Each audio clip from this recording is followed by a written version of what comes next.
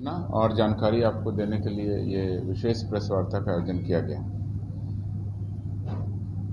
विधि व्यवस्था संधारण, अपराध नियंत्रण, पुलिस के नए बढ़ते हुए दायित्वों के निर्वहन, अनुसंधान नियंत्रण और यातायात संचालन हेतु कार्य हित में उच्चतर पद के लिए कार्यकारी व्यवस्था के अंतर्गत लगभग 18,000 पुलिस पदाधिकारियों के पदों पर उच्चतर प्रभार की स्वीकृति गृह विभाग द्वारा दे दी गई। इस व्यवस्था के तहत कार्य हित में उच्चतर पद के लिए हम लोगों ने 28 जुलाई को विधिवत प्रस्ताव गृह विभाग को भेजा था, जिसकी स्वीकृति आज प्राप्त हो गई है।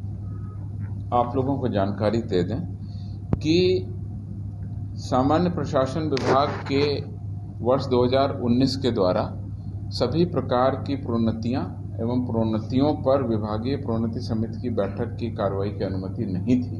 इस कारण से प्रोन्नति बाधित थी। इस कारण बिहार पुलिस के विभिन्न रैंक में काफ़ी अधिक संख्या में रिक्ति उत्पन्न हो गई थी, जिसका कुप्रभाव विभिन्न प्रकार के पदों के दायित्वों के निर्वहन में पड़ रहा था। सहायक अवर निरीक्षक में 15,000 लगभग स्वीकृत पद थे, जिसमें से रिक्ति करीब 9,367 पदों की हो गई थी। कुल लगभग 60% रिक्ति हमारी एएसआई के पदों में हो गई थी। दरोगा में 7,400 के आसपास प्रोन्नति पदों की रिक्ति, जो कि लगभग 71% है। परिचारी प्रवर्ग में बहुत दिनों से जो सार्जेंट मेजर का पद है, उसमें सार्जेंट की नियुक्ति नहीं होने के कारण 98% रिक्ति थी।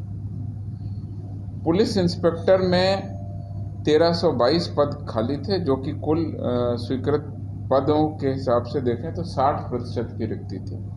पुलिस उपाधीक्षक में प्रोन्नति से भी लोग जाते हैं और डायरेक्ट रिक्रूटमेंट भी होता है।